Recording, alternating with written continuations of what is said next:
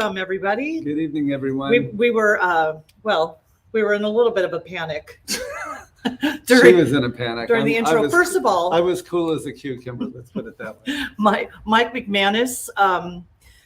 How was the intro? So we're having a little bit of issue with the intro, only on our part, because Mike wrote us this amazing song. Yes. So hopefully it was good. Hopefully, hi Brenda. So I know. His name is Mike. Well, that's why I did say Mike. Didn't I say Mike? Yeah. You said. I thought you said Mike. Oh. Hi, Claire. Did I call you something else, Mike? I haven't been drinking yet. I know. It's going to be a rough night, Mike, if she doesn't get it right out of the gate. So, Mike, how was it? How was the intro? What an intro. Manny, I agree with you. It's an intro. Hey, Manny. Mr. McManus, what's his name? Mike McManus. I'm teasing you. Oh, man. All right. Well, it locked out. I couldn't hear it. What? It was locked out and I couldn't hear it. We'll go to... Hi, Lisa. All right, we're going to play it at the end, Mike. It's killing me, man. It's killing me. Anyway, cheers, everybody. Cheers. Yeah. How you like my glass? So, cheers. This is a gift from Mr. Swan Montgomery and Elena Griego Montgomery. I don't know why I said Griego, because it's like that on my thing. It's actually Elena Montgomery.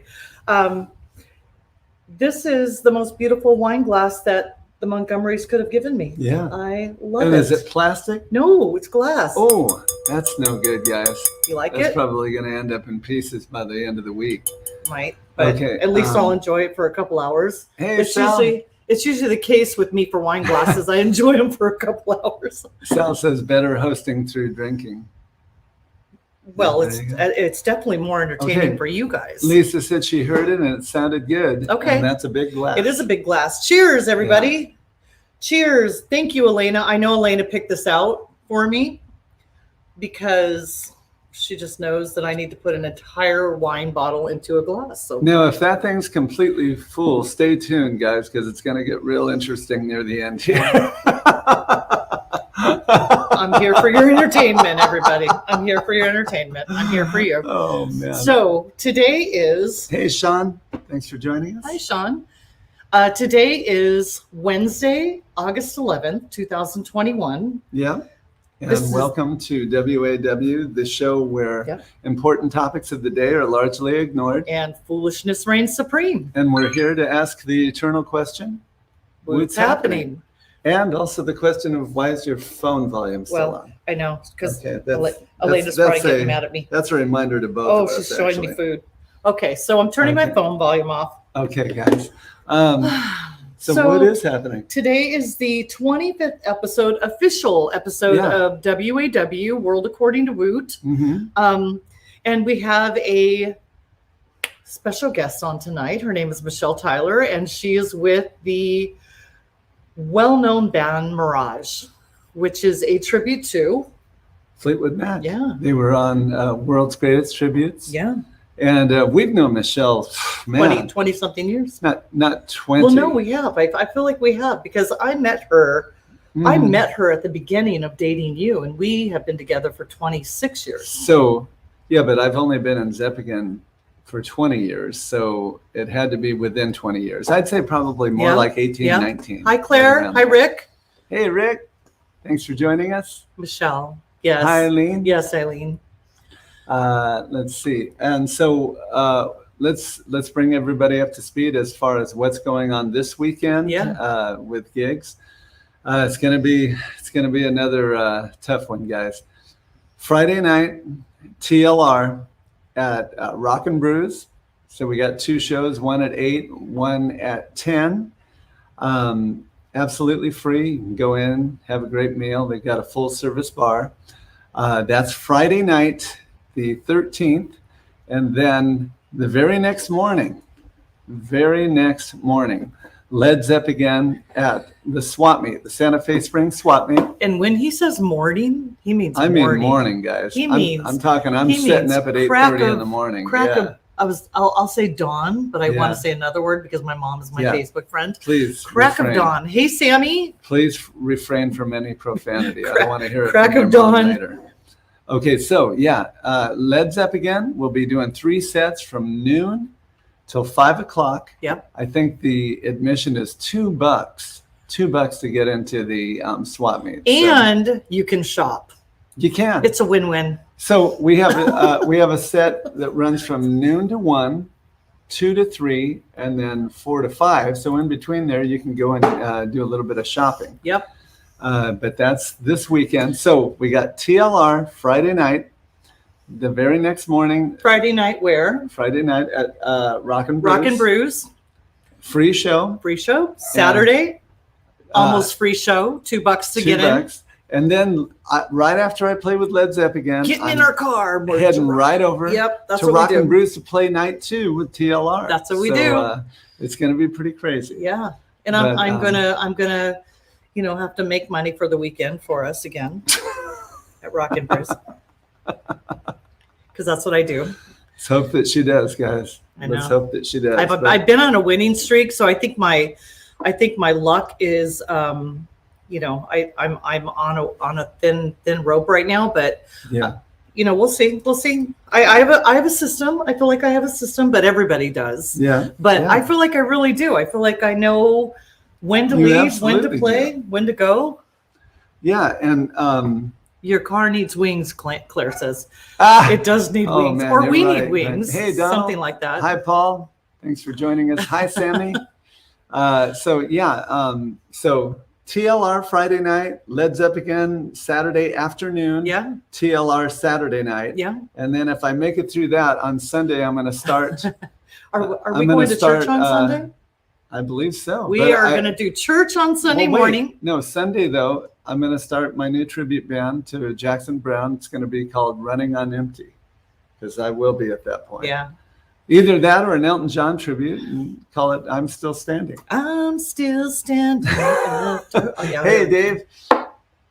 He says, pass some luck to me. Manny says, know when to hold them, know when to fold them. Yeah. And I do know when to fold them, and I do know when to hold them. I do. She does. She's been doing great. I do good. Really, so cheers, really everybody. Do you like my glass? Cheers. Holds a whole bottle. Love that glass, huh? Yeah. Thank you, Swan and Elena. Yes. And I probably break it after tonight, so I'm enjoying it tonight. That's right. All right. Okay, so Jim's just like, yeah, be quiet right now. Be quiet. Okay, we're gonna keep on going. I keep thinking about the weekend, and it's making me tired just thinking about it. All right, so we're at 7:09. We're gonna talk about a couple of sponsors. You wanted to talk? Oh yes. In fact, I'm going to see him on Friday because I got a lot of work that needs to be done. A couple of oil changes. And both of our cars. We're gonna go see him with both of our cars. Calvin. That's right. Calvin's Auto Repair at 501 East Glen Oaks Boulevard in Glendale, California. And if you walk into Calvin's super clean shop and mention WAW, he will boot your ass right out. No, I'm just teasing. He won't. He will give you 10% off. She's learning, guys. No, 10%. So I'm going to be there on Friday. I'm getting a couple of oil changes on my Camry and on my Dodge Ram Pro Master. And we're also getting the Camry Smog. Yeah. So cross your fingers on that one. Yeah, I know. 2002 vehicle, guys. Hopefully that makes it through. So again, if you go into Calvin's Auto Repair at 501 East Glen Oaks Boulevard in Glendale, California, and you say WAW, hopefully he will give you 10% off. I don't know. We'll see. I think he said that's a standing offer. That was a couple years ago, but try it. For as long as we live or as long as he lives, one or the other. But okay, so did you want to talk about your okay. So you guys tumblers at all? Yes, let's talk about the Blondie collection. Blondie collection is killing it. I'm telling you right now, I am busy. Yeah. Thank you so much for all your orders. I am having a blast making all the cups. Right now I'm making a USC cup. I'm making a teacher cup for a teacher that looks like a pencil. And then I have about 12 more orders in the queue. So I am busy. Am I busy? Oh, you I'm working till midnight every night. I don't even know this woman anymore. Are you kidding? We have to introduce each other. Nice to meet you. I'm your wife. Nice to meet you. Would you go home with me later tonight? You're going to have to really work hard on that. I'm gonna need you to work hard. If I take you out to dinner, would that Actually, make any we difference? went to the place last night, Northwoods, that we Oh, went on our man. first date That's on right. 26 years ago. That's Jim right. took me to Northwoods, and he killed it. You know, that was it. I married him. Really? Yeah, Was I married it him. based on that? It was solely? just Northwoods. I love Northwoods. Yeah, I know. Yeah. She knew that I'd keep taking her back. I And we thought you- do. We go back a Yeah, couple of times we a year do. at least. And I thought you were cute. Oh, you did? I did. That's the first time I've ever heard No, I you say that all the guys. time. He just doesn't listen to me. You want to see what kind of comments we have here? All right. So again, we have Miss Beautiful Michelle Tyler coming up. Longtime friend. Oh, wait. Sal needs Super to know. talented woman. How do people order? Oh, how do people order? Okay. Yeah. Hit me up on my personal Facebook page, in my messages right now. Or you can, I'll on the bottom link, I'll put my website address too. Yes. Lori has joined us. Hi, Lori. You act like Colette. You act like Colette and used to do. I don't know who Colette is. That's his wife. Oh, David, remember? You remember I don't Colette? think I met Colette. You did. That was quite some time ago, Okay, though. all right. Yes, Becky, the one in San Gabriel. That's the one we went to, but That's there the are one. 3 other ones as well. Yes. All right, Becky. Becky wants to order another one. All right, you guys hit me up on my Facebook page. So we're almost at that hour. We're gonna bring on our guests. Sean said, Jim said no cussing allowed on the program. So Did you cuss? Keep that in Did you mind. cuss? No, you did. I did not cuss. Oh, you were getting close to it. I didn't cuss. You were really close. No, Sean, I don't cuss because my mom is my Facebook friend and she watches all my stuff. So She's I'm let it very slip. careful. She's let it slip a few times, Sean. So keep your ears. I open. really try to be respectful. We'll try to bust her a because little. my mom kind of creeps on me. Yeah, that's right. That's right. She watches me.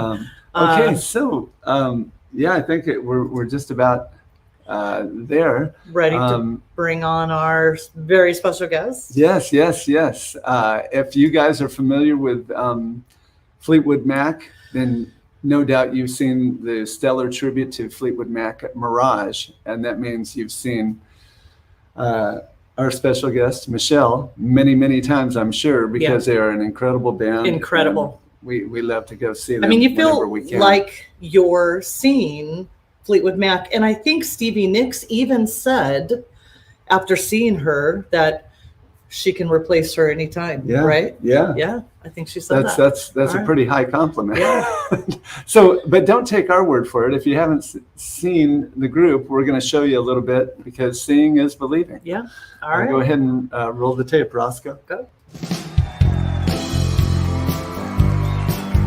This was so much fun. These guys are like the real thing.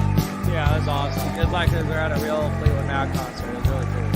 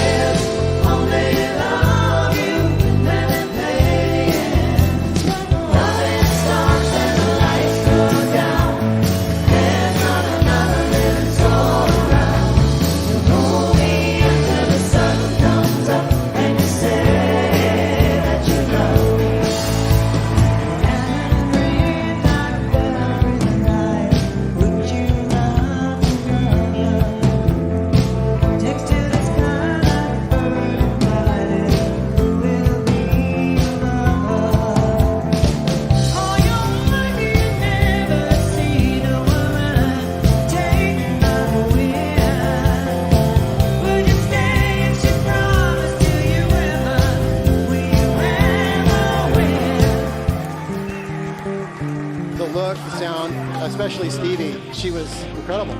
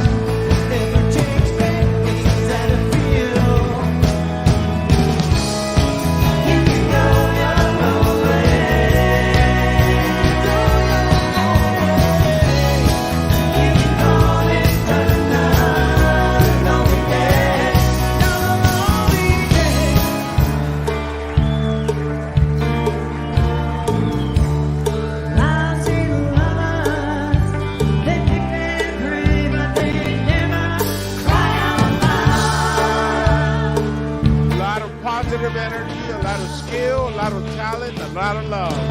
Well, did she make you cry, make you break down, shatter your illusions of love? All I want is to see you smile. If it takes just a little while. I know you don't believe that it's true. I never meant any harm to you. Don't stop thinking about tomorrow. Don't stop. It's still the year. It'll be here better than before. Yesterday's gone. Yesterday's gone. Ooh, don't you look back.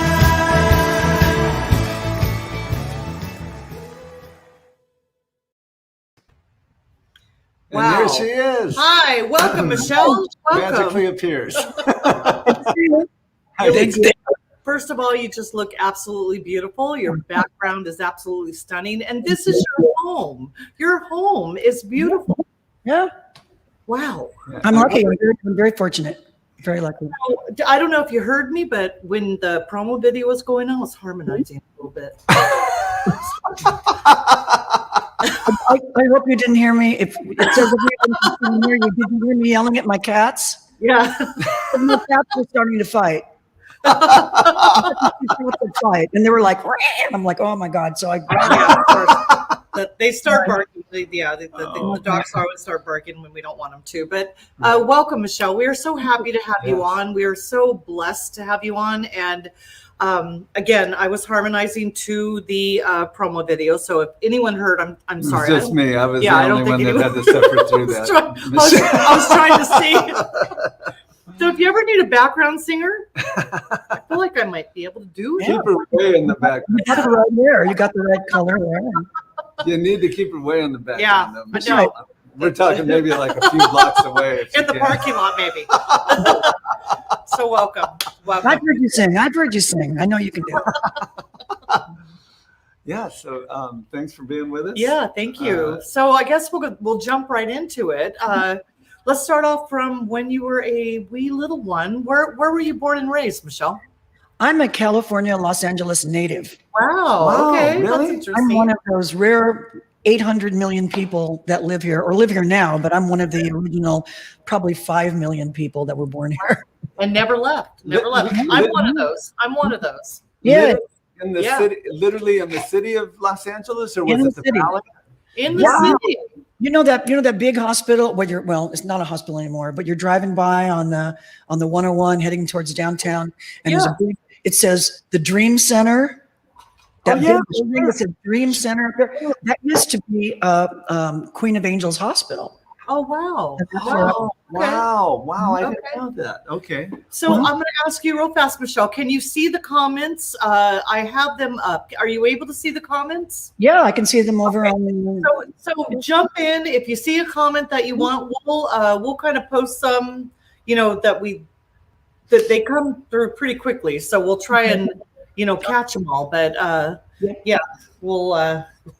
Yeah, well, there's a lot later that come on, through. We can open it up later to people that want to ask questions. But Bob Bacon says, first of all, do you know Bob Bacon, Michelle? Bob Bacon. Well, I don't know him personally, but I see him always say hello to him. He always says good night, and I always say good night.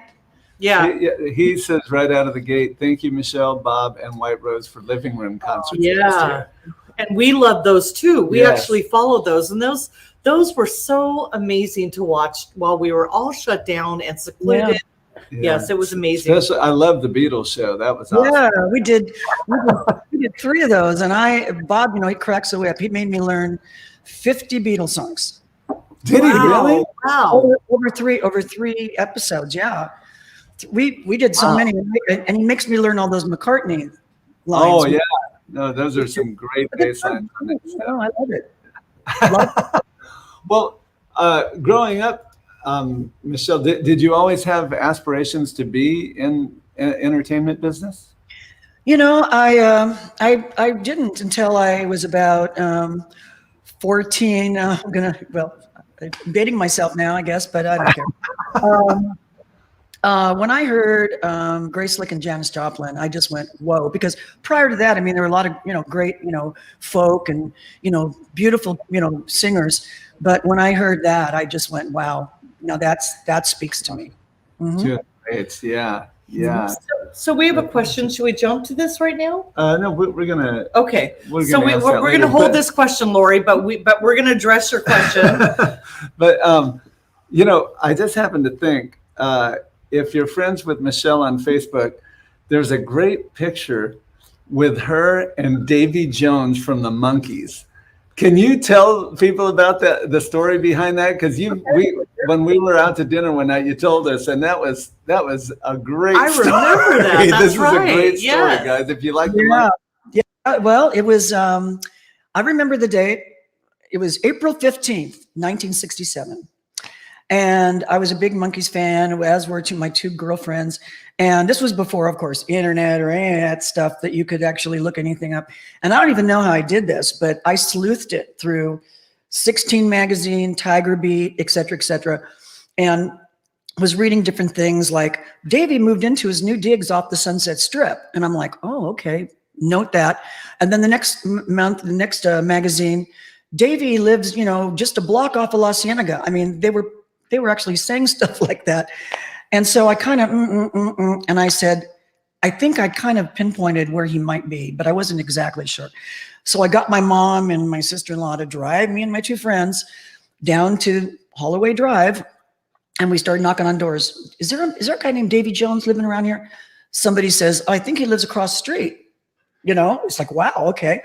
And back in those days, the carports didn't have, the gated carports that they do now.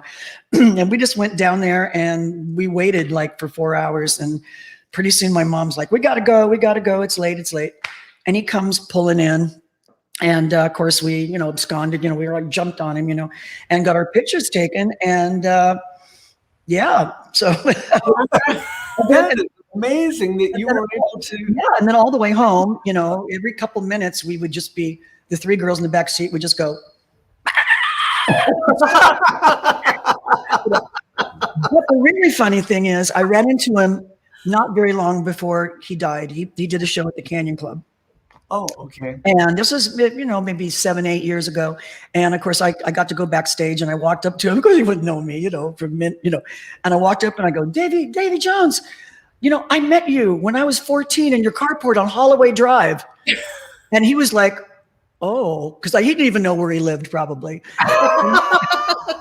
He thought, did I live on Holloway Drive? Yeah. To me, it really. So he was like, "Oh wow!" So I got a picture with him backstage at the Canyon. It was kind of funny. Oh wow, that's great. That's great. That's awesome. Man, that's a great story, though. I love that. I can't believe. Yeah, like you said, without internet, how would you ever figure anything? I know because I worked in an advertising agency. You did things, on paper, and you put flyers on cars, and They were huge. I don't think I could do it now. I don't think I'd want to do it now. I know. We're spoiled. So when did you realize you wanted to be a singer? When did you realize, you have this amazing voice? When did you realize that you wanted to sing? Well, like I said, when I heard these fantastic women, and I would, I never had any voice lessons or anything. I didn't even know if I could even sing. I didn't care really. I wasn't thinking I was going to do it, for a living or anything. But I was like a latchkey kid, and I'd come home from school and I'd put on my records, and then I'd just sing over them, and I would try to mimic them because I thought, if I can kind of get their tone, if I can kind of get their inflection, then I'd be good because I'd be doing what they're doing. So that's kind of like where I came from, kind of just trying to mimic, and then I just started playing with, junior high school bands and playing at teen centers. Well, I know that you play the bass. Obviously, we just talked about it a little bit. But is that the only instrument you play, Michelle, or do you play anything else? I play that. I play piano. It's beautiful. Oh, Yes, okay. yes. I'm not the world's greatest. I read, you know, I don't just sit down and improvise. I like to read and I like to play classical music when I do play. But but other cover bands I was in, I actually played, there go the cats. I played Hammond B3. And I was pretty good. We used to, I mean, at the Hammond, because I knew how to work the Leslie and I really liked the glisses and the stuff like that. I just didn't like having to have the band carry it around. Oh yeah. Big dollies and loading it into the van and loading it out of the van. Yeah, I know. I remember those days. We had a guy that played B3 in a group I was in, and everybody, whenever it was time to move that thing, it was like, where'd everybody go? Yeah, exactly. No, you're absolutely right. And you know, I remember one time we had a gig in Mammoth, and we had the B3, and we had to load it down some stairs in the snow. Oh man! I think maybe that was the last time. Yeah. Well, when did you actually start? What instrument did you start playing first, and at what age did you start playing it? Keyboards. I actually started playing keyboards in a band before I ever sang. Wow. Okay. And you always say keys are the first instrument you should learn. That's the best instrument because it's all laid out in front of you. You know. Yeah. It is, and because you know you can accompany yourself. You can, you know, it's like I always feel bad for people that have kids of drummers. No, that like my son plays drums. It's hard to like sing a song. Da, da, da, let's sing a song. You know? Right? You know, at least you got it. You know, and bass too. You boom, boom, boom. Okay, I'm going to sing a song. Yeah, it is tough. No melody. Right. Yeah, no melody. At what age did you start on the keyboard? Oh God, I took piano lessons when I was a kid. You know, so I just took piano lessons and I hated it, didn't like it, but I just started, you know, playing in bands maybe when I was 15, 16.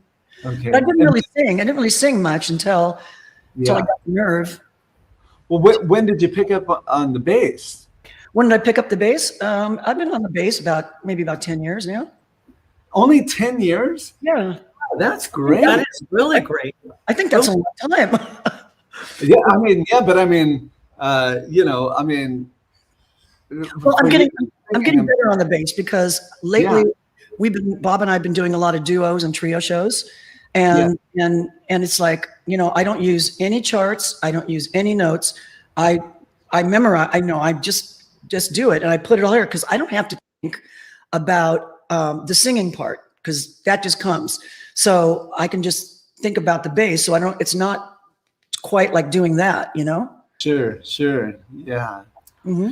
So Michelle, I'm going to ask the fun question. What's fun question? I'm fun. Are you ready for the fun questions? Yeah. Give me something interesting that nobody knows about you. Oh boy, do I have to come clean? The fun thing that nobody knows about me, that I actually go to Starbucks like 4 times a day. You're my girl. I love you. I knew I loved you. I don't think anybody knows that because I wouldn't admit it to anybody. Do you do the drive-through? No, well, you know, during COVID I did, but now, you know, I'm going in, but I'm going in and taking it out, you know, but yeah, I've got a real Coffee Jones going. Me too. I'll tell you, it's just like, you know, and I'm one of those people that can drink. See, this is the reason why I spend so much time there is I can drink coffee at night and it doesn't wire me. Me too. Don't know why. Hot or cold? Cold, always cold. Me too. Oh my gosh, that's funny. Did you know it's coffee funny, on Michelle, ice? I don't think I've drank a whole cup of coffee in my entire life. I never. I don't like hot coffee, and black coffees to me is just too boring. You know, boring. You need stuff. I like stuff. I like stuff in it. I like stuff. We need stuff. Yeah. Mm-hmm. Yeah. Well, but now my secret's out. Now my secrets. So yeah, there you go. I feel like we may run into each other. We're like, wait. I mean, it's not a very exciting thing that people don't know about, but it is something that I don't share with many people. Yeah. She doesn't tell me about her addiction either, Michelle. But I just see my bank account going. But I get points. Yeah, right? well, I mean, the they're five. You know, when they call Starbucks $5, I mean that's true. Right. Yeah. we accumulate points. Yeah. It's all good. Okay. What was the very first band you were in? What was it called, and what kind of music did you play, Michelle? You're talking the serious first band I was in? Yes. At junior high school, it was called The Grapes of Wrath. Really? And what kind of music? Don't laugh too loud. The Grapes of Wrath. I don't know. Somebody in the band named it that. Maybe they had to read it in English class. And it was like a little cover band. We were doing like all this stuff, but I was in a band. I was in Grapes of Wrath. I was in a band called Nasty, Nastea. Oh, that's funny. And it was a band called, actually, I was in a band that almost got signed. The guy played flute and like Jethro Tullish stuff. And, but I think we didn't get signed. I think it didn't go all the way because the name of the band was called Nothing. Wow, really? Really called it Nothing. Wait, the band was called Nothing? Yes, it was called Nothing. Oh, that's hilarious. That's a good name. Nothing. It was called Nothing. But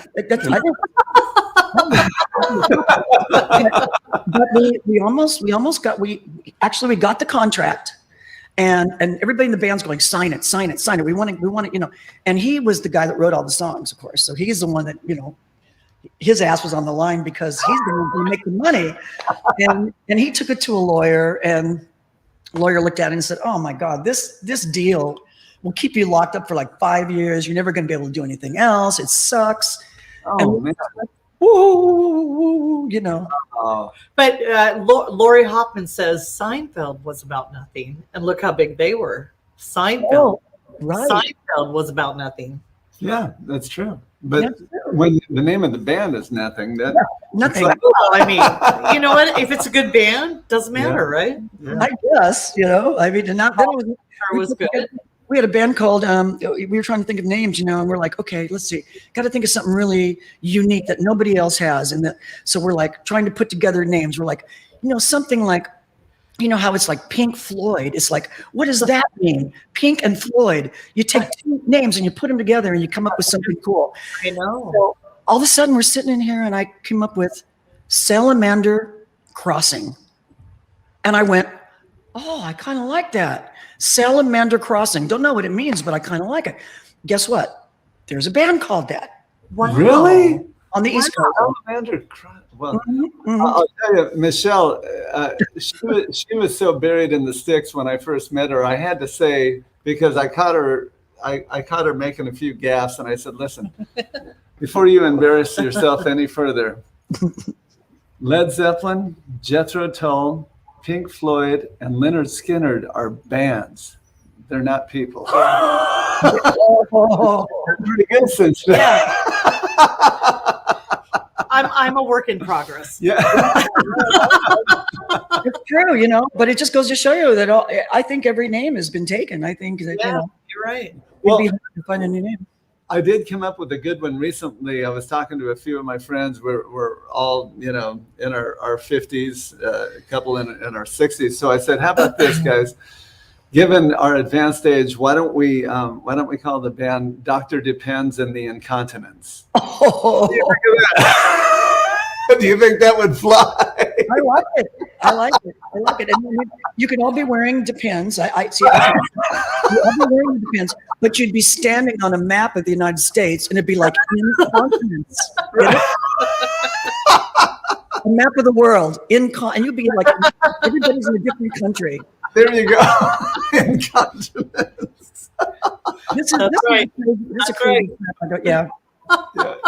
Those are some interesting conversations, I'll tell you. Well, but okay, so let's move on to what other types of groups were you in just prior to being in your first tribute?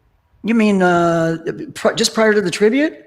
Yes, I mean, so mostly original groups, cover groups. What? No, always cover band. You know, we played nightclubs, and you know, you slugged it out 6 nights a week, and then of course it went to 5 nights a week, and then to 4 nights a week, then 3, then 2, then you know. But we were on the road, you know, all over the United States, playing every Holiday Inn known to mankind. and then some. So, okay, so you resemble Stevie Nicks in probably no other way that I've ever seen Stevie Nicks resembled. When did you decide you want to do that? What's up? Say again. When did you decide you want to do Stevie Nicks?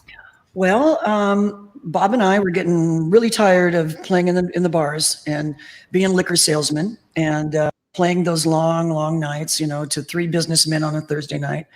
And we did a lot of Fleetwood Mac because, you know, it was part of the catalog of songs that we played. And we always got good response from it because my voice is kind of, you know, in that same register. And, you know, we were thinking about the tribute thing, and we just, you know, a few bands were just coming on the scene. Led Zeppelin was one of them.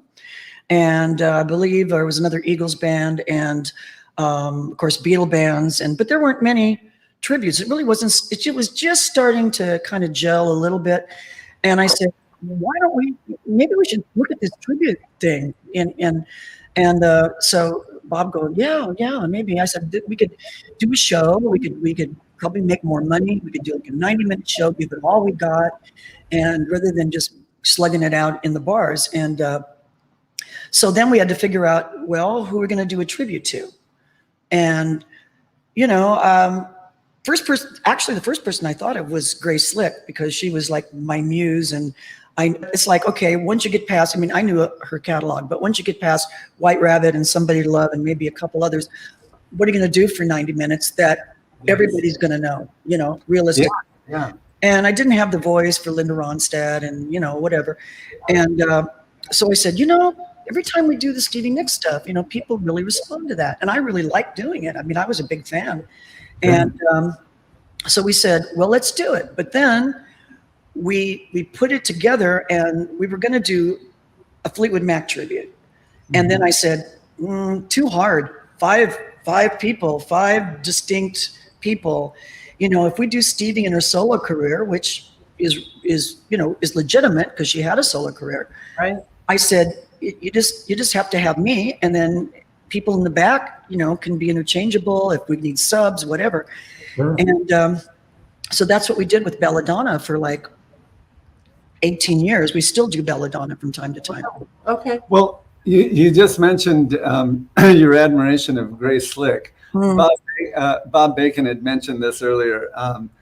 You and I have something in common, Michelle. We both were on that show, Your Big Break. Oh, who are you with? Who did you play? Crosby, Stills and Nash with a group called Deja Vu back then. Cool. Okay, guys, you just heard her do Stevie Nicks, but you got to hear her do Grace Slick. So we're going to play this clip for you. So good. So this is, let's set this up. What year were you on Your Big Break? Wasn't it 99? 99 or 2000. Yeah. Somewhere around there. So this is you as Grace Slick on Your Big Break. It was it wasn't a band though. When they see this, those were dancers faking. Like they were, and he said that. I actually, when we watched it, he said, I said, "Oh, is that her band?" Yeah. And he said, "No, those are actors." Yeah. So I was singing to a track. I was singing live, but everything else was mimed. Yeah. But you killed it. So let's watch it. So Your Big Break, 19 or 2000. It was either 1999 or 2000. 1999, maybe. Yeah, maybe. All right. Could be. All right. Enjoy, people.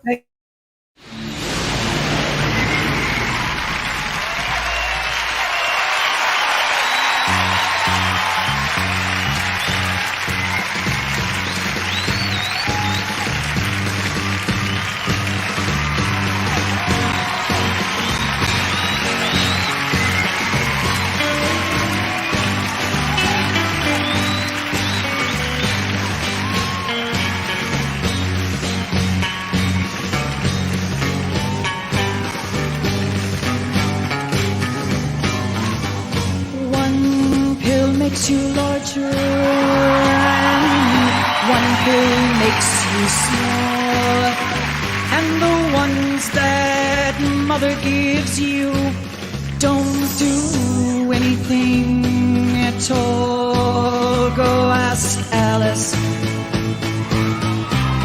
she's 10 feet tall. And if you go chasing rabbits and you know you're going to fall, tell 'em all hookah, smoking caterpillar has given you the call, and call Alice. She was just small. One man on the chessboard, get up and tell you when you go, and you have just had some kind of mushroom, and your mind is moving. Oh, go ask Alice. I think she'll know when logic and proportion have fallen a sloppy dead, and the white knight is talking backwards. The red queen's off the red. Remember what the dormouse said. Feed her. Feed her.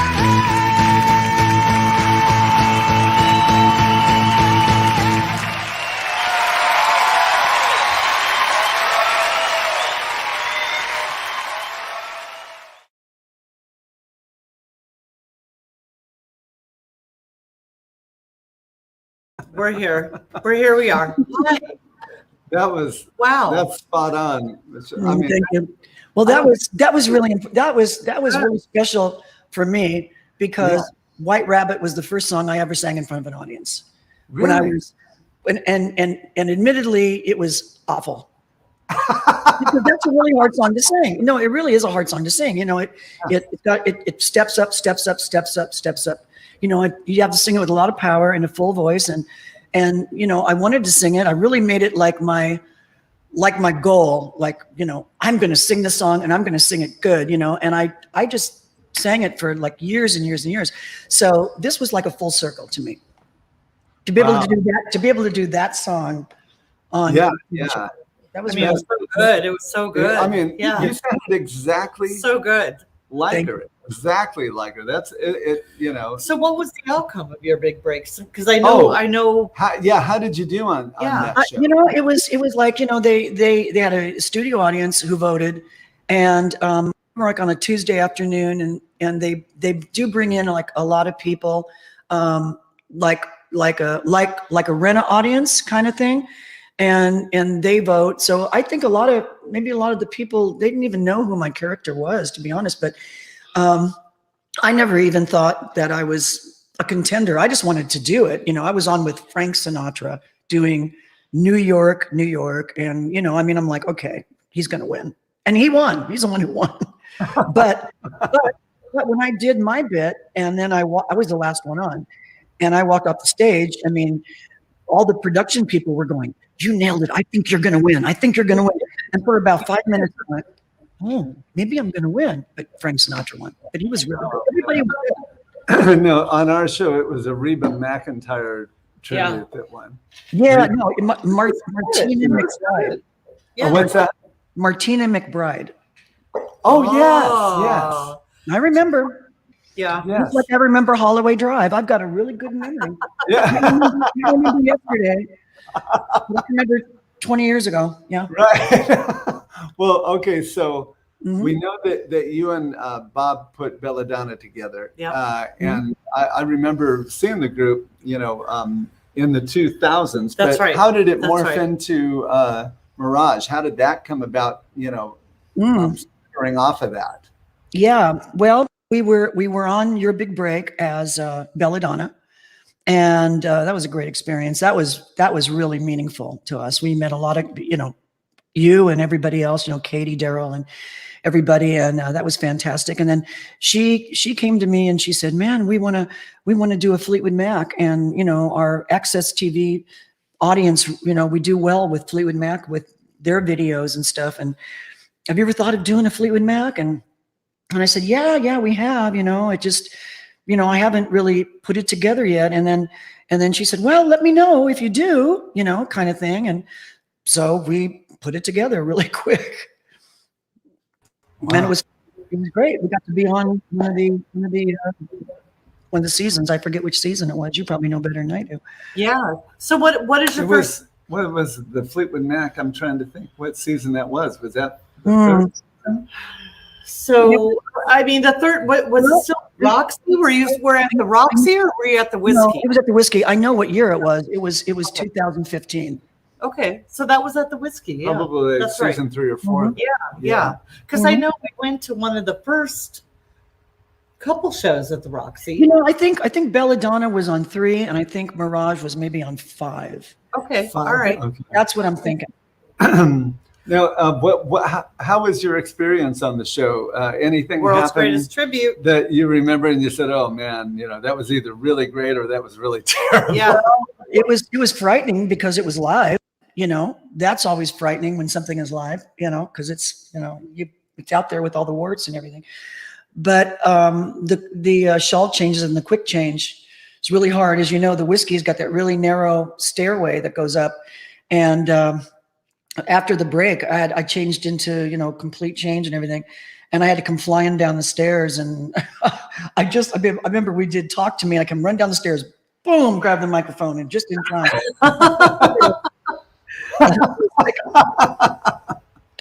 No, it was great. It was wonderful. Yeah. I mean, balancing down that staircase. I know. It's Oh, a shaky staircase.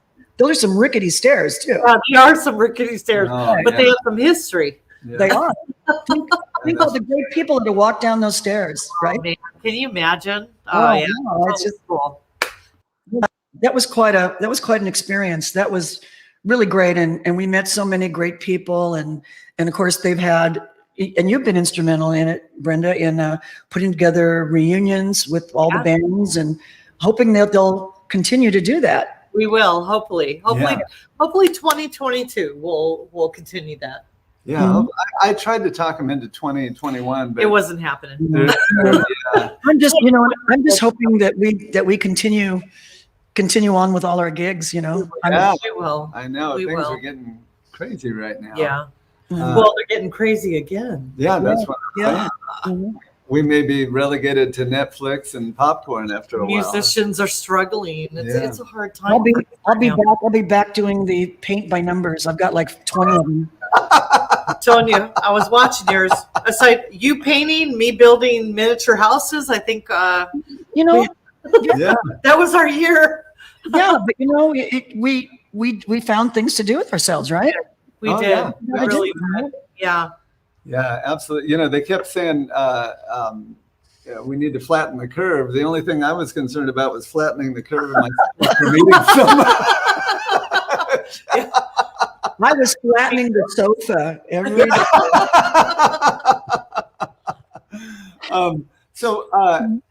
Now, when you do Stevie Nicks, Michelle, does your voice naturally sound like her, or do you have to manipulate it somewhat? It's kind of has some of the same timbre, but it's like she does sing a lot through a nasally sound, like, well, I've been afraid of changing. It's where if I was just being me, I'd go, well, I've been afraid of changing because I wouldn't go, because I build my life around you. Right. So you kind of have to think of it, and a lot of times, like, I find myself busting out of that and then just doing me, Yeah. like okay, remember it, Yeah. But you do have that natural inflection. I do hear it. Well, I mean, yeah, but like she's saying, what she had to do was study it and see how she placed it. Yeah. Right. Right. Yeah. What What about like in keeping your voice in shape? Do you do anything out of the ordinary? Do you rest on days? Do you sing every day? Do you not talk before shows? Yeah, like what is your? I'm the person. Nobody should do what I do. Anybody that's starting off singing should never do what I do, because I do nothing. And I should do things, but I don't warm up. I talk on the car all the way to my other bandmate, and I drink, have a couple of glasses of wine before. No, I'm a terrible example of what to do. Yeah. Well, you and I would be great friends. If it's working for you, then what are you gonna do? She loves breaking the rules. I love breaking the rules. Yeah, I mean, it's like I said to somebody, one of my guys in the band, I said, God, I should learn some warm ups and stuff, and I mean, not that that's a bad idea, but like, well, if what you're doing is working, maybe you shouldn't change it. And I'm like, yeah, it's working. It's kind of like, like years ago, I started doing watercolors, and I was just on my own, just painting, and it wasn't great, but it was okay. And so I went to a class. I said, I'm going to learn how to really do it. And then they're like, no, you got to do it this way. You got to do it that way. And you know what? I lost my mojo. I just had no inspiration. I just couldn't do it. I see. I love that, because I get that. Well, here's another question that I've asked every singer that's been on here. Have you ever lost your voice and had to cancel a show? No, never. Ever? Wow. That's incredible. Wow, okay. That is incredible. Wow. No, that's what I'm saying. I don't know. I just think, I have a loud voice. I have I talk loud, I sing loud. I just think, it's never let me down it that way. So I'm lucky, I'm fortunate. Oh, by the way, David Brighton says hello. Hello, David. Hey, David. Oh, you're so lucky. Yeah. David and I go back a long way. We love our David. I know. One of the very first show I did with as Belladonna, one of the very first was with David at BB King's. Yeah. BB King's at the Universal City Walk. Yeah. We opened for him there. I think that was the first time that I met him. You know what, Michelle? We were there that night. We saw that show. Yes. We were there. Belladonna and David Brighton and Yes. Wow. That was a long time ago. That might have been like 2003 or something. You're right. You're right. You're right. Yeah. Wow. That was the first time that we saw Belladonna. Yeah. That was it, because that was the first time we'd seen Space Oddity as well. Wow. I do remember that. We were in the same room together. We were had no idea. in the same room together. Now, Lori Hoffman asked a question. Have you ever met Stevie Nicks? Yeah, I did. I met Stevie. I found her a couple times. We were doing a show in where was it? Temecula, and there was a lady in the audience that I guess was a friend of hers and was taking saying, with her phone and stuff. Anyway, long story short, we didn't get the call. I guess her husband was the vocal coach.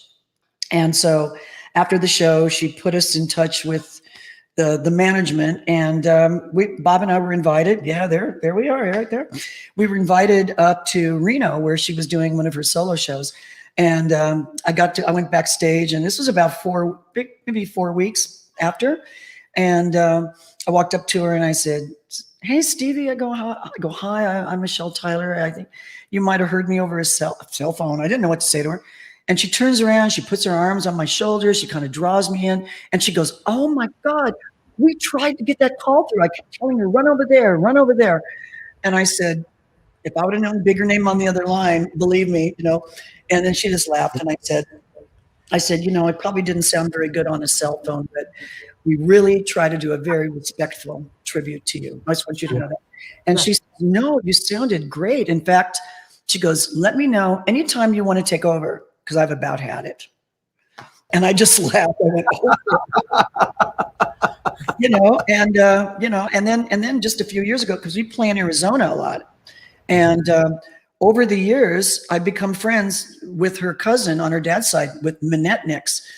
And she just started coming to our shows. And, I didn't even know her. And then I met her and she started coming, and we became friends. And then she invited me when they did their On with the Show tour. She invited me to Phoenix. And I stayed with her, and we went to the show, and we got fifth row center. We had the little, VIP deals, and I'm sitting there, and her cousin's next to me, her niece and her brother, and we're watching the show, and it's really great. And then at the end of the show, when everybody's filing out of the Normo Dome, they come along and go, "Okay, let's go." And we're just like, "Well, okay." And they take us right back to Stevie's dressing room. Oh man! I'm like, "Oh, okay." And then we're back there waiting, and I'm telling you, it was her family and moi. It was kind of weird because I'm standing there with her brother and her cousin and her niece and her dogs, 2 little dogs. And she comes walking in, and she's like kind of hobbling in because, the boots. And I can totally sympathize with those boots after a couple hours. And she comes in going, "Oh, my back, my feet, blah, blah, blah." And then she starts talking to us, and Minette turns to her and goes, "Stevie, you remember Michelle Tyler? You guys met, a few years ago." And she looks at me and she goes, "Oh, hi, how you doing?" And I'm thinking she's probably going, "How did you get back here with my family?" I don't know. She didn't give me that vibe, but I just felt like, because it's like, oh, okay. No, but she was very nice. And I would have loved to got a picture back there, but that just wasn't the right place to ask for. I get it. Yeah. Sure. Well, had you met any of the other members of Fleetwood Mac as well? Yeah, I've met Lindsey Buckingham. I send you a picture of that one, but it's on my Facebook. I met Lindsey Buckingham backstage at the Wiltern. Once again, a friend of mine was connected at the Wiltern when he played there, and we got to go backstage and meet him. And it was nice. He's a little arrogant. I don't know. I don't know if arrogant is the right word. He's intense. Lindsey's Yeah. I mean, my brother-in-law plays bass for Lindsey. Oh, cool. I think you knew that. Yeah. What's his name? Federico Pole. Oh, cool. Yeah. Well, he's, you've heard the stories that he can be hard to work with because he's such a perfectionist and he's such a great guitar player. But but he was, he was nice because I was just there like a fan, And then I also worked as an assistant, administrative assistant with his branding manager, with Mick Fleetwood's branding manager that was doing all the Mick's wines and his restaurant in Hawaii and all that stuff. And because his branding manager lives right here in Agora. And I was working just doing like assisting, and they knew I was in a tribute, and I said, "Look, I just want to do this job. I'm not looking for any endorsement or anything. I mean, I pulled my hair back in a ponytail. I wore glasses. I wore business suits. I never once even told people that I worked with Mick until after the job was over, because I didn't want to come across like I was an opportunist. I mean, it would have been great, but I just didn't do it. But I worked with him very closely for better part of a year. Wow. So Michelle, we know you kill it as Stevie Nicks. So if you had a chance to start another tribute band, what band would it be? Well, I want to do a tribute to the Doors, actually. But you did that. You did. You did that. For well, what? We did that. We actually put it together with some of my people from Belladonna, and it was a lot of fun. And we did like 5 shows, but we just got too busy with Belladonna and Mirage. So we had to choose, we said, okay, we're never, being a female fronted Doors band was going to be like a labor of love. We were going to be playing like rock clubs for like no money, which we were fine with. But, when it came down to, well, do you want to make some money with Belladonna, or do you want to go make no money with the Doors thing and drive, 100 miles down to South Orange County? Well, things took precedent. But if I was going to do another one now, gosh, that's a hard one. I'd have to find something that suited my voice, and then of course somebody that had staying power, because I could say, oh, I'll do a tribute to Kim Carnes. No, not really. but you know what I mean? It's like, I wouldn't do it because I would not sing Betty Davis Eyes. So that'd be the end of that one, you know. I don't know. I think, you know, it'd be fun. It'd be fun to do a multi-woman thing. Oh yeah. Like a Stevie Nicks, Grace Slick. Yeah. You know, whatever, whoever. I think that would be fun. And you know, maybe put together views. Yeah, Joplin. Mm-hmm. Have you ever tried? Yeah. Have you ever tried Janis Joplin much? Oh yeah. I used to sing that stuff. You know, it's just hard on your voice. Oh Yeah. yeah. You know, I can sing it, but it's I wouldn't want to do 90 minutes of that.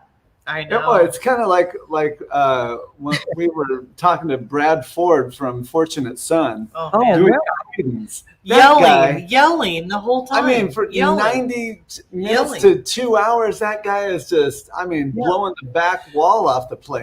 But that's similar to Robert Plant. Robert Plant is like yelling. Well, no, yelling. Wait a minute. I don't think he would take very kindly to that. I like this. No, you know, but it's you know, you have to, you know, within reason, and you know, and I don't know. I think I'm just going to stick with what I'm doing for as long as I can do it. You know. Yeah. Yeah. And if it's working, go for it. Yeah. Absolutely. And it's working. Well, working.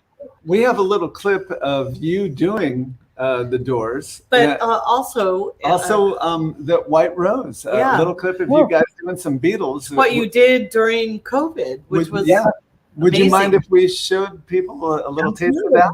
Yeah. All right. So Doors and a little bit of Beatles.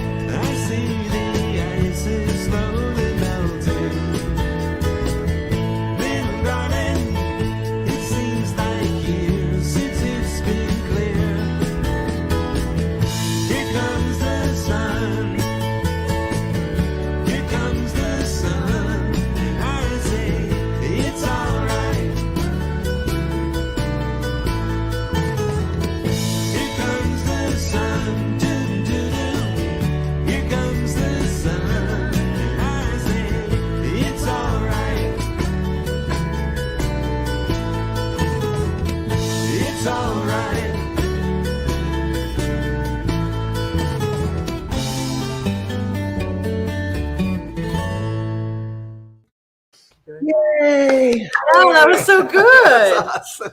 Wow. Very cool. Very cool.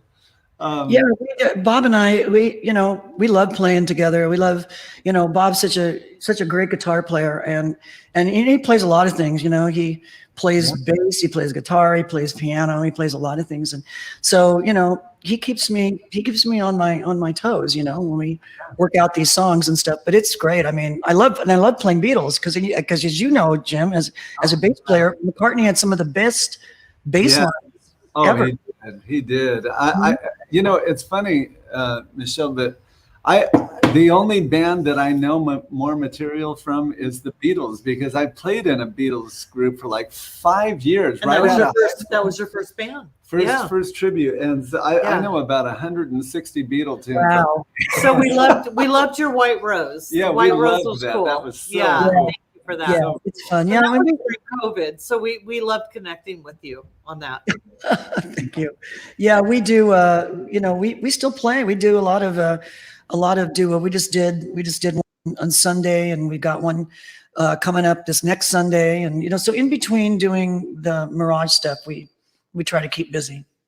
Yeah. No, that reminds me, how have you guys been able to navigate through Gary Hagen's injury? Oh, I Gary. know he's starting to Right. recover. Yeah. Have you been able to? Our friend Gary. Oh my gosh. You know, I don't know if anybody out there knows what happened, but Gary, you know, he's a friend of theirs, and he's a friend of ours and guitar player that we use, you know, and he's an avid biker. He's like a long distance biker, and he had a very catastrophic accident and broke his collarbone and scraped himself up and everything, but he's doing great. I think he'll be back around, and, you know, for next year.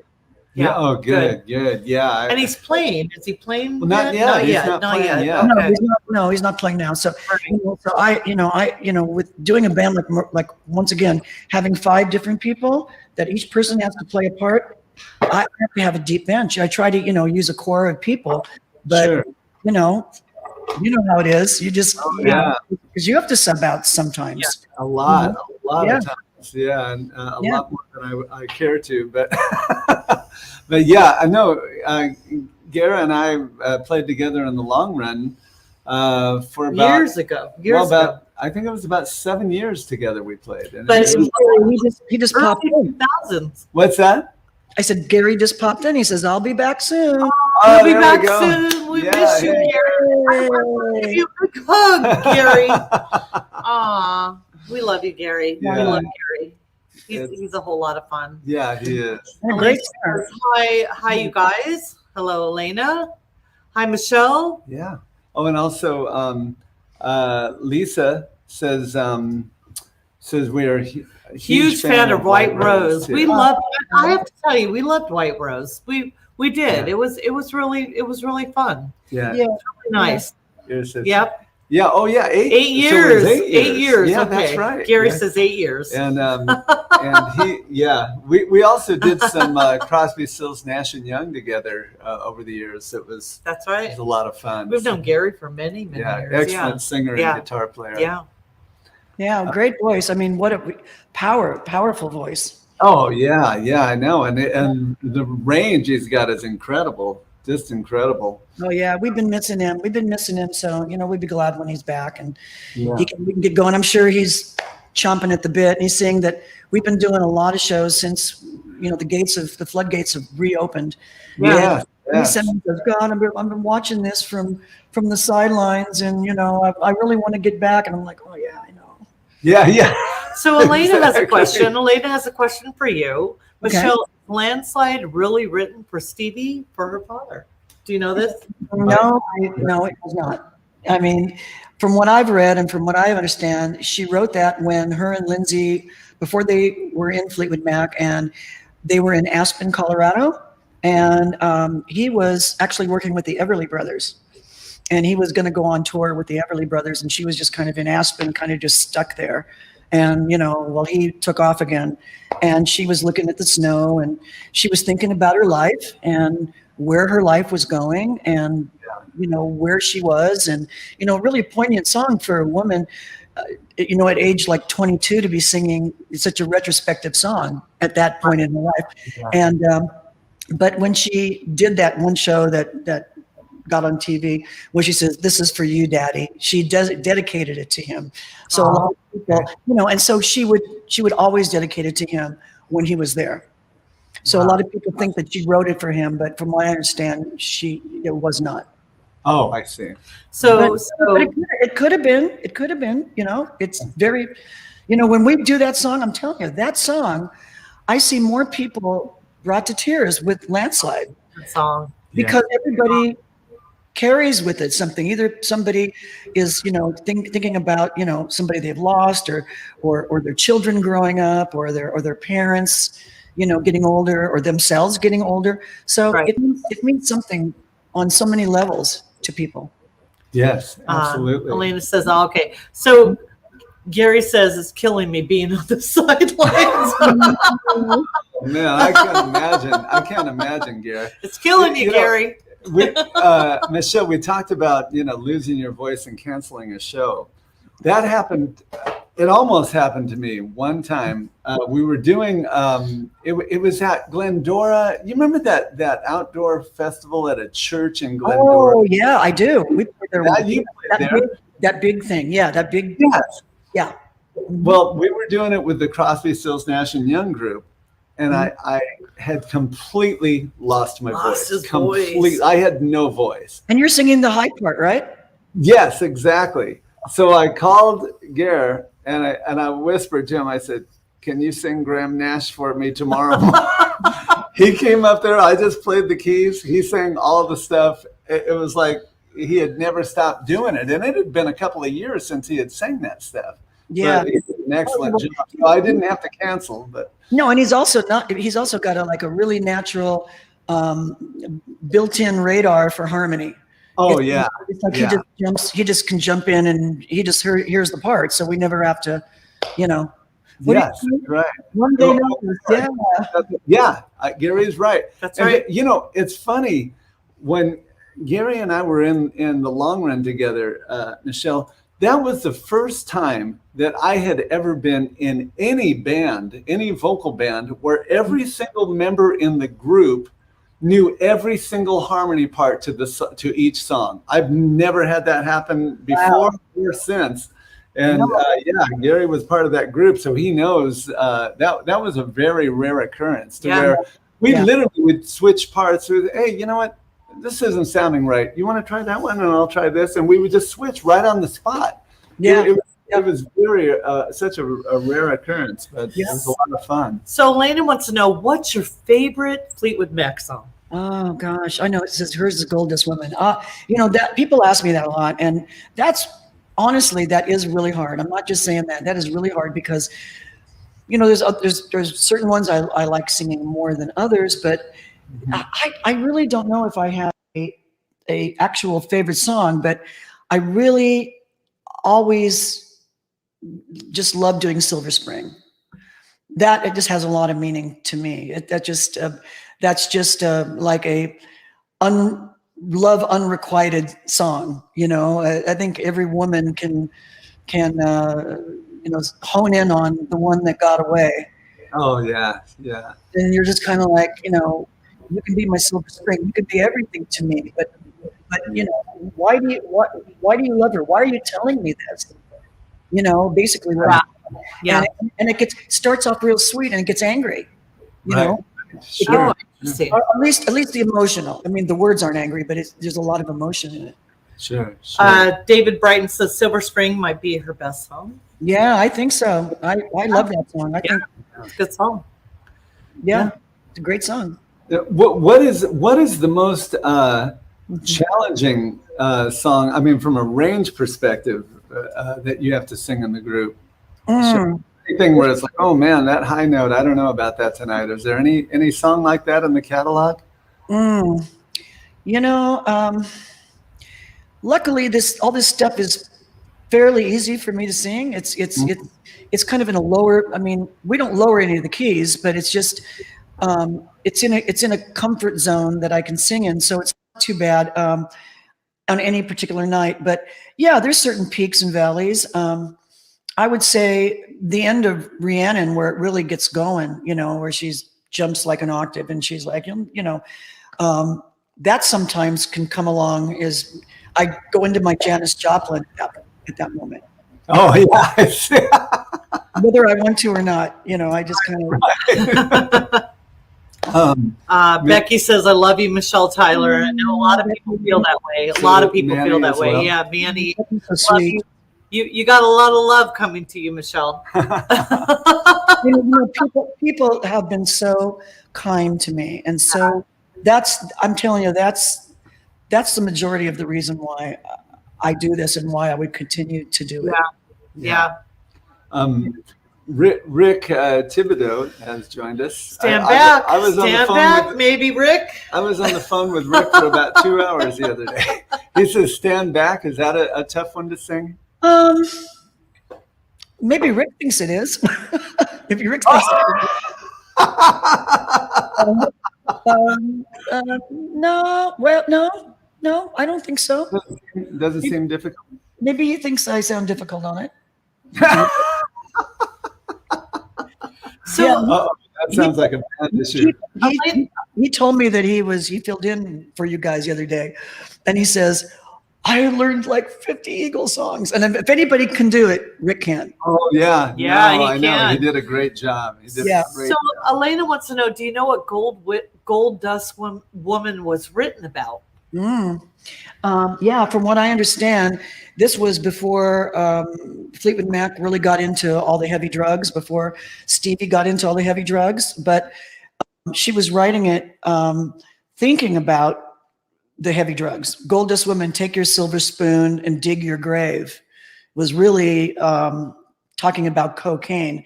And it was written about like all the girls, like the groupies and stuff that would hang out with all the band guys. And that's what I was told.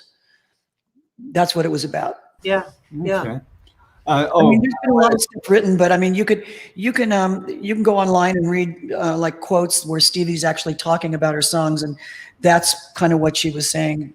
It was kind of, she said, in retrospect, she was the Gold Dust Woman in retrospect. And when she performs that show now live, she does this whole thing in between, this whole long musical interlude where she becomes the Gold Dust Woman, and she does this crazy dance, and it's just like, ooh. And she says, everybody calls it the crackhead dance. And she even calls it the crackhead dance now, because she's like, oh, running in the shadow, and oh my God, Yeah. And it's real emotional, Yeah, and, absolutely. So I think she's now thinking like, well, I wasn't the Gold Dust Woman then, but then I became her. Right. Well, Rick answered your question. You said maybe Rick thinks that Stand Back is a difficult song to sing, and he says, it is. That's why I let you sing it. Thank Okay, you, well, Rick. next time you're up to bat, Rick. Okay? Oh, man. We had so much fun. Well, I don't want to let this evening go by without talking about your beautiful, beautiful girl, Lacey. Thank you. I know we want to address her and the problem we have in this country with opioid. Yeah. Opioids. Opioids. Yes. Yeah.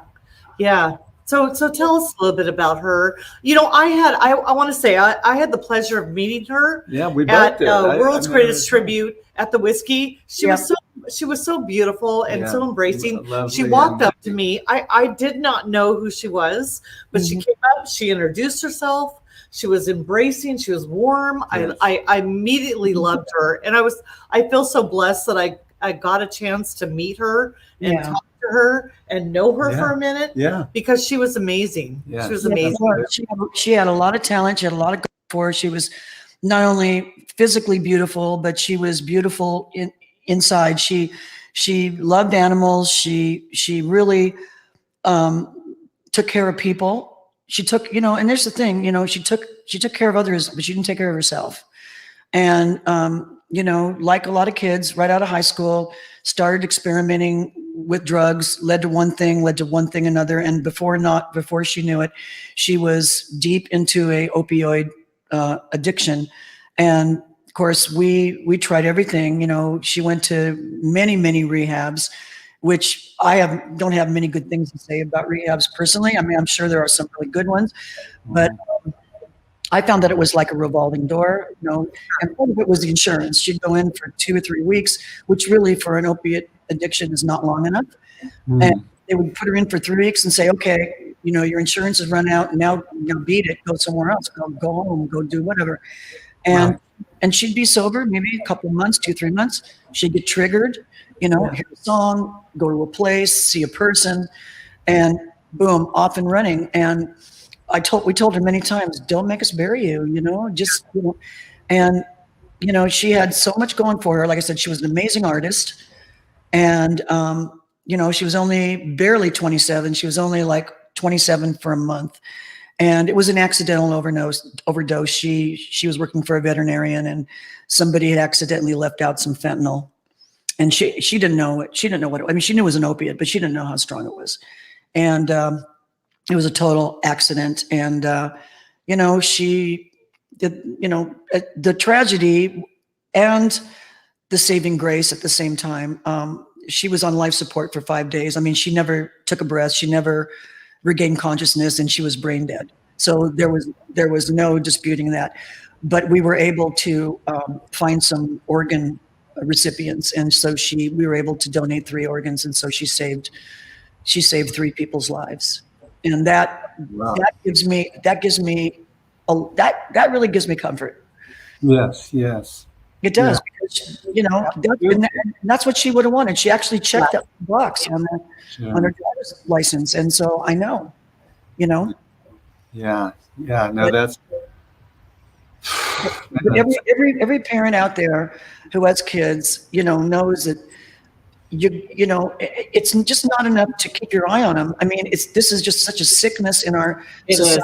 It is. And you know, I don't have the answer. I wish I did, but you know, it's just a sad thing. And I think, you know, we're not talking about the opioid crisis anymore, because we're on to the COVID crisis, and which is, you know, understandable. But I mean, you know, before COVID, you know, how we're talking about how many people a day were dying from opiate overdoses and how it had decimated whole cities, right? Well, it's still happening.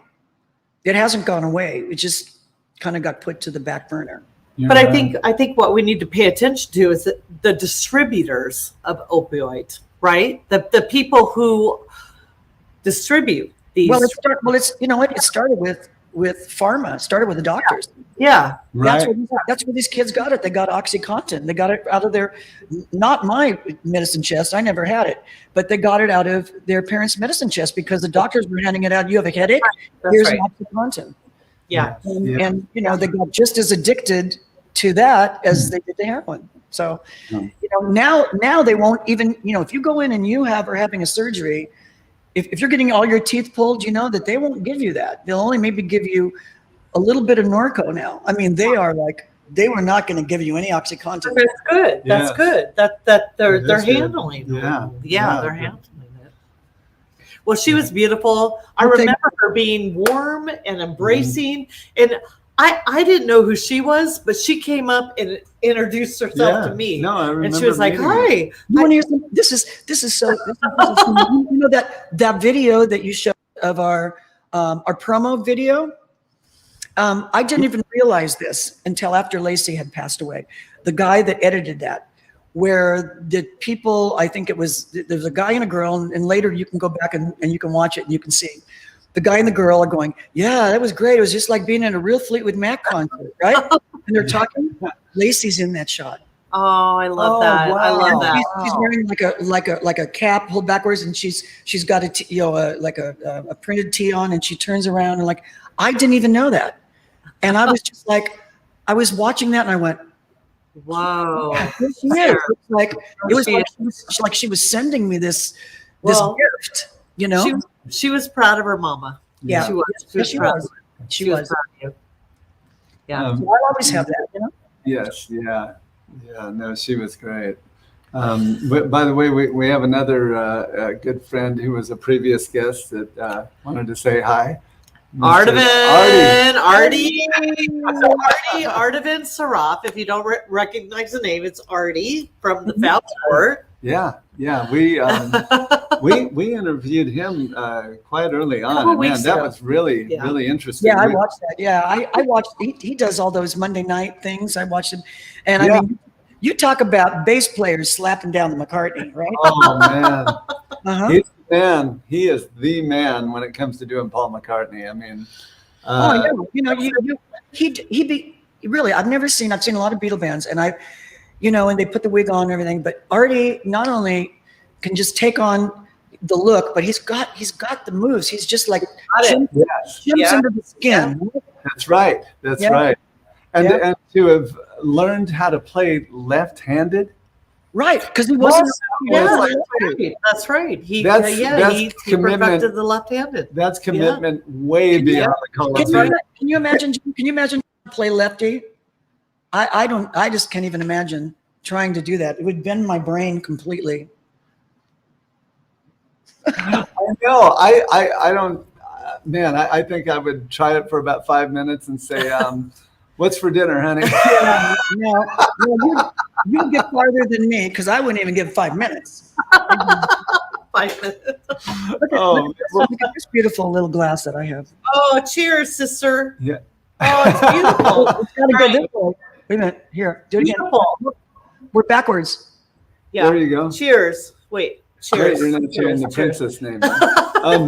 So we've had a few.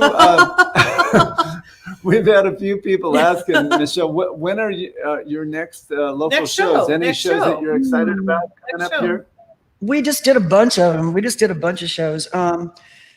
Now we've got, we're doing I think the 28th of the month, we're doing this Fox Theater out there for some friends of mine that are trying to get that thing off the ground. It's a nice little theater. It's a work in progress, so we're kind of helping them out, and we're doing that on the 28th. It's in Redlands. It's the Fox Event Center. Oh, yeah. And then we go to Arizona. Oh, Casino, Arizona. We're going to Arizona for like 10 days. Yeah, you guys have a full-on tour going. Are you on doing? now. Yeah, we're going for like 10 days. Yeah. Wow. And then when I get back, I'm back for 1 day. I come back for 1 day, and then I'm going to Spain for 10 days. Wow. Spain. Wow, that's going to be It's a fun. blast. That's on my bucket list. That's So, on my yeah, bucket is list. the roadie for that one there? We can come along. I'll help you. I'll help you. This is my third. This is my third trip.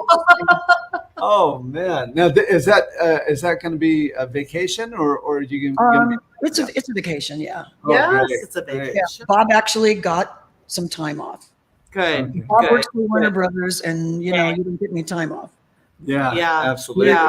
Yeah. Lori says Spain is great. Lori Yeah. Hoffman. Yeah. That's Yeah, amazing. it's wonderful. Elena, We'll have some tapas. Tapas. You No, know, dance, flamenco. Yeah. yeah, absolutely. So the last thing, I mean, looking back over your career doing Stevie Nicks, is there anything that you regret not doing? Anything that you wish, or anything you did do, you thought, man, I wish I wouldn't have done that, or anything over the course of your time in the tribute world where you either wanted to do something and didn't do it, or did do something that you felt that you shouldn't have done. Wow. This level will get me in trouble. That's what the show's about. Sometimes speaking my mind to the promoters. Oh, Sometimes. yeah, no, that's. I'm all about speaking your mind. You know, Yeah. I mean, you got to know how to. I mean, You need to. well, I'm pretty good. I mean, I'm pretty good most of the time. And that's why I've been around doing this for 20 years. Is that they haven't kicked me to the curb yet? Because Because you're good. well, and but it's like I hate to say this, guys, but being a woman running the business, sometimes that's Bob trying to call me. Being a woman in the business, sometimes you gotta fight a little harder. I hate to say that, That's right. but it is true. You don't want to. What's he doing? I can't talk right now. No, I mean, and that's not really like a major peeve. It's just like, I just sometimes I just take things too personally. I get in front of myself. I get, instead of just going like, this whatever, I get too wrapped up in it. I take things sometimes hard. Yeah, well, I mean, like you said, you're still standing, and I am too after that last 5-day run. So why don't we start an Elton John tribute? You've got to write a book, Jim. When this all when you're retired, you've got like a whole plethora of things to write about. I mean, you do such, So wait a minute. So wait a minute. I have to ask. Now I got to interview you for a second. So tell me all of your tribute bands. And the ones. There's like a million. Okay, so We got Led Zeppelin, Yeah. TLR. Deja Vu, Yep. Heart of Gold, Tailor-Made Tapestry, Bread. Tailor-Made, Pure Bread. Sweet Seasons. Pure Bread is one that I just started. Oh, yeah, I saw that. I saw that. Yeah. Which I love. And I think that's it right now, right? Oh, no, that can't be it. No, Elton John used It's actually 8 because I do Tailor-Made, just the James Taylor thing Yeah, by itself yeah. as well. Yeah. 8. So 8 altogether, yeah. Wait, And- but there's No. Hog. Well, yeah, I said Heart of Gold. Okay. Yeah. Yeah, you did. Yeah, you did. Wow. So, And, yeah. and you keep all those balls in the air, huh? Yeah, well, it's funny. People ask how I'm able to make that happen, Michelle. I basically only book with Led Zeppelin and TLR on Fridays and Saturdays. And then I try to do Deja Vu, Heart of Gold, Yeah. Tapestry on weeknights or Sundays. Every once in a while, I'll be open on a Friday or Saturday Right. and do it. But I've got a ton of subs, Rick being one of them. He's a guy that I can count on to come in and do a great job. But Yeah. It does. that's key, having good subs that can step in for you when you have a conflict. But So- but how much fun has this run been with our group Oh, of man. people? I mean, I have to tell you, It's been a the blast. tribute community Yeah. is it's an amazing community. Yeah, it's Yes, the and people, much our fun. friendship base. I love these Yeah. people. I They're know. amazing people. By the way, do you like bread, Michelle? Yes. I eat it every day. No. She's all like, No, "Put yes. I had to say that. I'm sorry. No, but I do. I love that music. Yeah, it's beautiful. I saw that. Didn't you guys play at the Hammett Theater? We Yeah, did. yeah. You guys- And so there- about and that. there'll be an Arrowhead. Yeah, we're going to be doing Lake Arrowhead on Labor Day. So if Oh, you're in that- Auburn, That's a nice. Come up, play with us. yeah. Labor, yeah, maybe. Oh, is it Labor Day Monday? Is it Monday? Yeah, Monday. Monday. It's Bob doesn't have to work, does he? No, he's actually got a day off. You Whoa, should come yeah. up and play with us. Yeah, maybe. We're going to be playing from 4 to 6. Okay. But Maybe we can do that.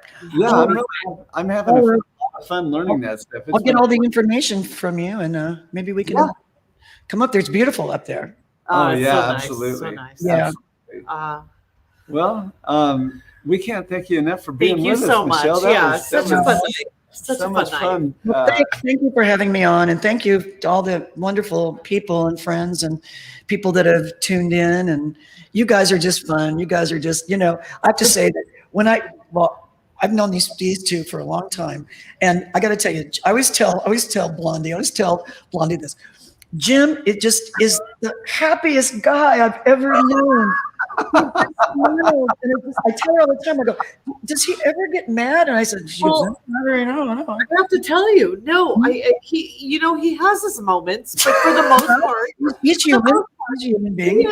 he is who you see. He's who you see. No, she knows how to push the buttons every I once in do. a I while. push the buttons. I push the buttons. But for the most part, he's who you see.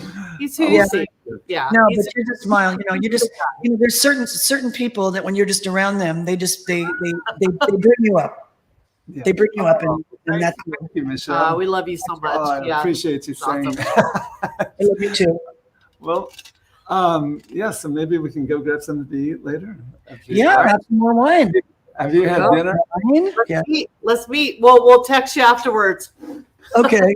Love you. Okay. Have a great night, Michelle. Thank you so we much. love for you. We being love you with so us. much. Love you too. All right, you guys. Bye.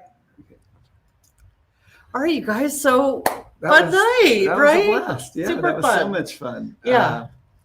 A lot of stuff we didn't know about how the group got started and how she got entered into the tribute world. So that was a blast. Yeah. So she's been doing this for 20 years, just 20 like plus years, yeah, when just I like started with you, Zep just again, like yeah. you. Yeah.